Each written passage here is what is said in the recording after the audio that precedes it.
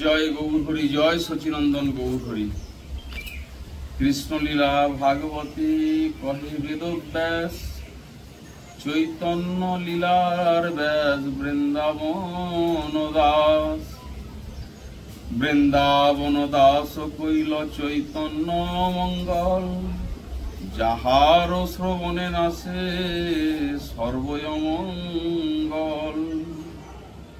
চৈতন্য নিতাইয়ের যাতে জানিয়ে মহিমা, যাতে জানি কৃষ্ণ ভক্তি সিদ্ধান্তের সীমা। মনুষ্যের রচিতে নারে হইছে গ্রন্থ ধন্য, বৃন্দাবন দাস মুখে বক্তা শ্রী চৈতন্য। শুভ কৃষ্ণ দশমী তিথিতে বৈশাখ মাসের ভগবান শ্রী চৈতন্য মহাপ্রভুর নিত্য পার্ষদ শ্রীল বৃন্দাবন দাস ঠাকুরের শুভ তিরোভাব তিথি।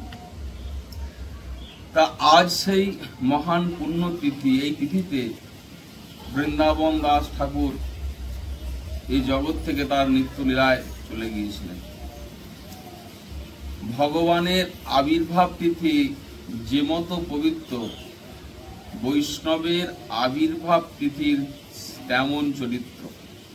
ঠিক সেই রকমই পবিত্রময় বৈষ্ণবের আবির্ভাব আর তিরোভাব তিথি। এখন সেই জন্যই আমাদের বৈষ্ণবের আবির্ভাব আর তিরোভাব তিথি পালন করা উচিত। এখন আবির্ভাব আর তিরোভাব তিথিতে আমাদের যে পালন করতে হবে, কিভাবে পালন করা উচিত, এটা আমাদের জানতে হবে। অনেকেই হয়তো উপবাস করলাম, কেউ পুরো দিন, কেউ অর্ধেক দিন। এতে করে কি আমাদের বৈষ্ণবের আবির্ভাব আর তিরোভাব তিথি পালন করা হলো? বৈষ্ণবের কাছে আমাদের প্রার্থনা জানাতে হবে তার আবির্ভাব তিরোভাব তিথিতে, যাতে করে আমরা বৈষ্ণবের প্রকৃত করুণা লাভ করতে পারি। এখন এই বৃন্দাবন দাস ঠাকুর কে, এ বিষয়ে আমাদের জেনে নেওয়া দরকার। ভগবানের সত্তাবেশ অবতার বেদব্যাস বা ব্যাসদেব, তিনি যেমন বেদকে বিভাগ করলেন, বেদান্ত, পুরাণ, উপনিষদ, মহাভারত, ভাগবতাদি রচনা করেছিলেন, ভগবানের লীলাকে বিস্তার করেছিলেন শ্রীমদ্ ভাগবতে, সেই ব্যাসদেবী আবার এই কলিযুগে গৌর লীলায় বৃন্দাবন দাস ঠাকুর রূপে অবতীর্ণ হলেন।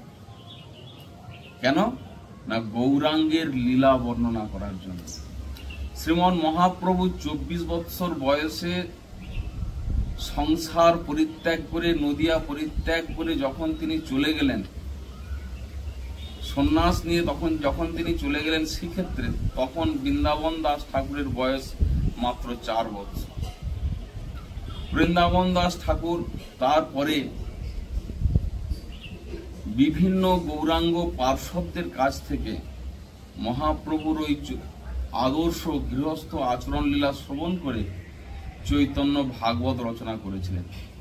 যে চৈতন্য ভাগবতে মহাপ্রভুর সন্ন্যাস লীলা পর্যন্ত বর্ণনা করা আছে, আর চৈতন্য চরিতামৃতে সন্ন্যাস লীলার মানে গৃহস্থ লীলার পর যখন সন্ন্যাস নিলেন তারপর থেকে বর্ণনা করা আছে। এখন এই বৃন্দাবন দাস ঠাকুরের যে আবির্ভাবস্থলী, এই প্রসঙ্গটা আমাদের জেনে নেওয়া দরকার। বৃন্দাবন দাস ঠাকুরের মায়ের নাম হচ্ছে নারায়ণী দেবী, আর পিতার নাম বৈকুণ্ঠনাথ মিশ্র। এখন বিভিন্ন জায়গায় বৃন্দাবন দাস ঠাকুর তার পিতার চাইতে মাতার নাম বেশি উল্লেখ করেছেন, কারণ মাতা মহাপ্রভুর কৃপা প্রার্থী।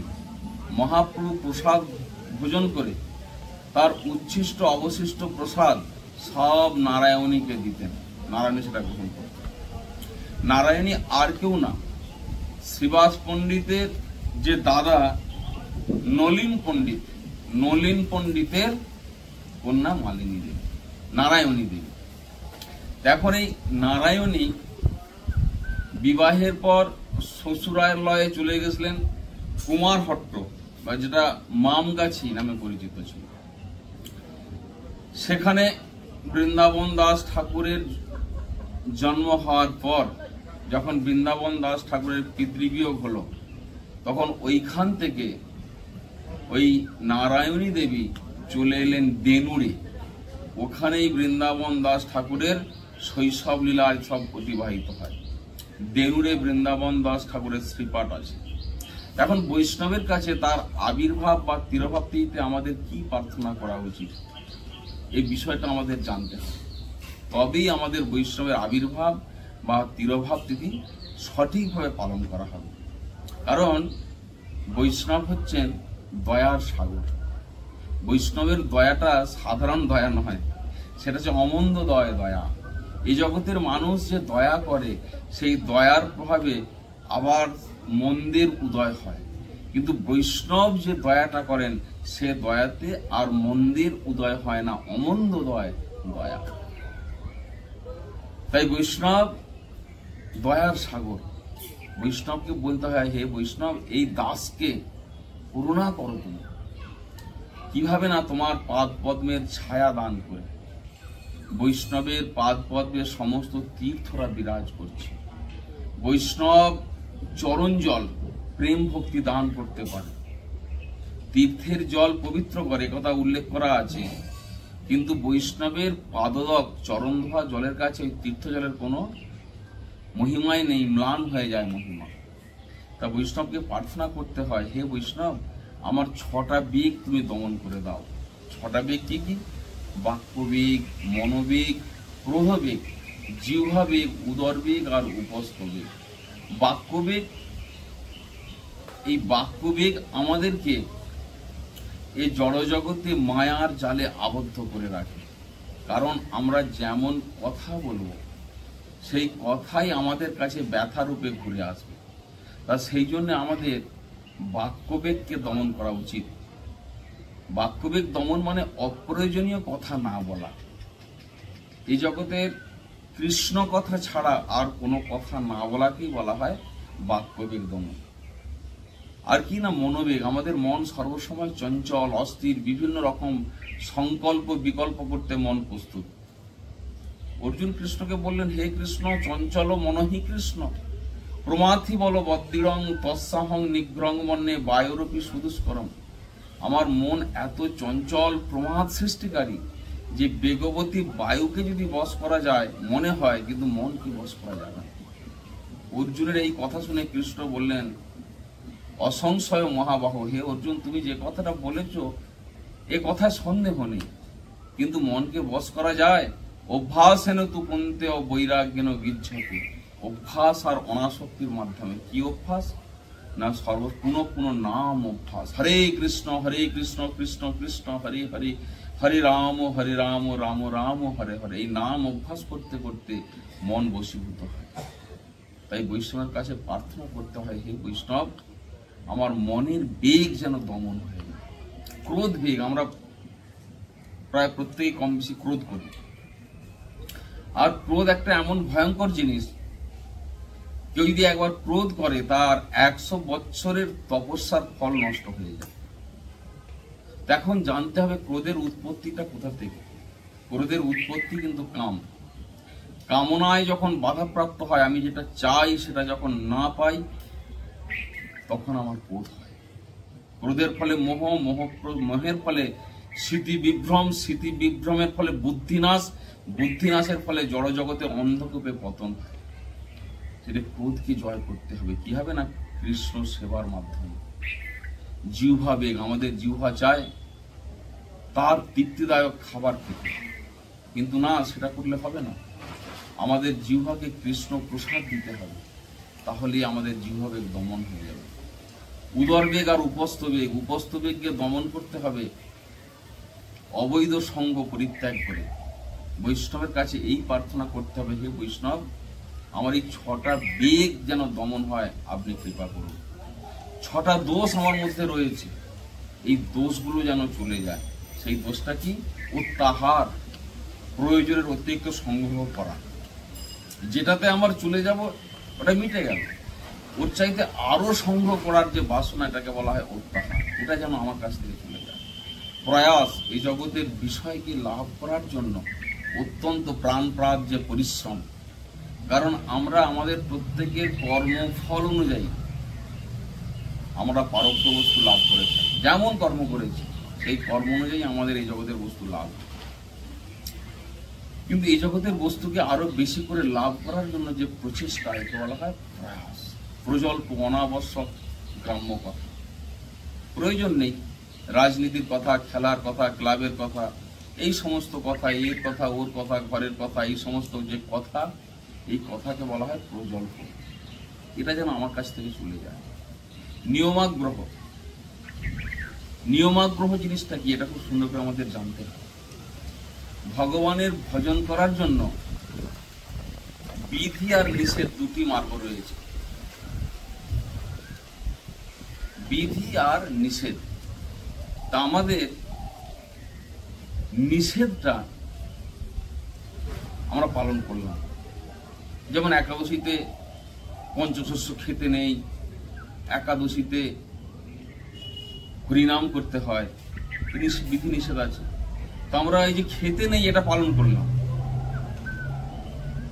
কিন্তু বিধিটা কি? একাদশীর বিধি হচ্ছে খুব বেশি করে হরিনাম করা।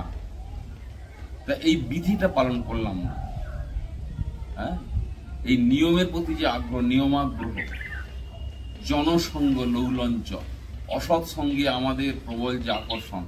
কারণ অসতের সঙ্গে থাকিয়া সতত চিত্ত হলো বজ্রপাত, সর্বসময় অসৎ সঙ্গের দিকে আমাদের আকর্ষণ।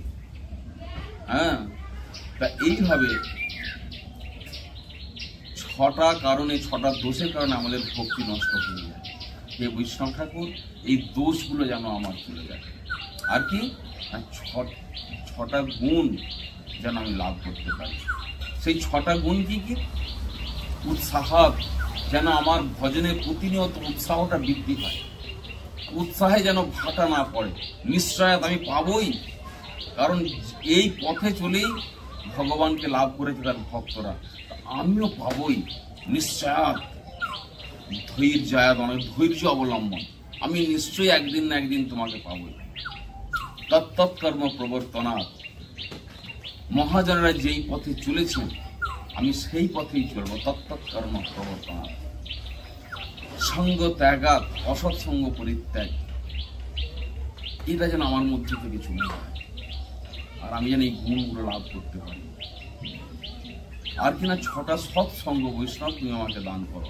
ছটা সৎসঙ্গটা কি না? দদাতি, আমি যেন বৈষ্ণবকে দান করতে পারি। প্রতি গৃহান্তি, বৈষ্ণবের দেয়া বস্তু যেন আমি গ্রহণ করতে পারি। গুচ্ছমখ্যাতি পৃচ্ছতি, বৈষ্ণবের কাছে আমি আমার ভজনের কথা, কি করে আমার ভজনে উন্নতি হবে, কেন উন্নতি হচ্ছে না, কোনটা আমার বাধা সৃষ্টি করছে, এই প্রসঙ্গটা আমাকে জানাকেই বলা হয় তত্তৎকর্ম প্রবর্তনাৎ। অসৎ সঙ্গ পরিত্যাগ করতে হবে। এই ছটা গুণ, ছয় সৎসঙ্গ যেন আমি লাভ করতে পারি। এইটাই হচ্ছে বৈষ্ণবের কাছে প্রার্থনা করা। এটা প্রার্থনা করাকেই বলা হয় বৈষ্ণবের তিরোভাব বা আবির্ভাব তিথি পালন। যদি এটা না করি, একবেলা খেলাম না বা সারাদিন খেলাম না, তাতে কিছু হবে না। কারণ যে উদ্দেশ্যটা নিয়ে আমাদের এই মনুষ্য জীবন, সেই উদ্দেশ্যটা জানতে হবে, আর সেই উদ্দেশ্যটাকে জেনে সেই পথে চললেই তবে বৈষ্ণব ব্রত পালন করা হলো। তাই আসুন, এই কৃষ্ণা দশমী তিথি আজ আমরা বৃন্দাবন দাস ঠাকুরের শুভ তিরোভাব তিথি পালন করি, আর তার কাছেই প্রার্থনা করি, হে বৈষ্ণব তুমি কৃপা করে আমাকে শুদ্ধ ভক্তি দান করো। হরে কৃষ্ণ, নিতাই গৌর হরি।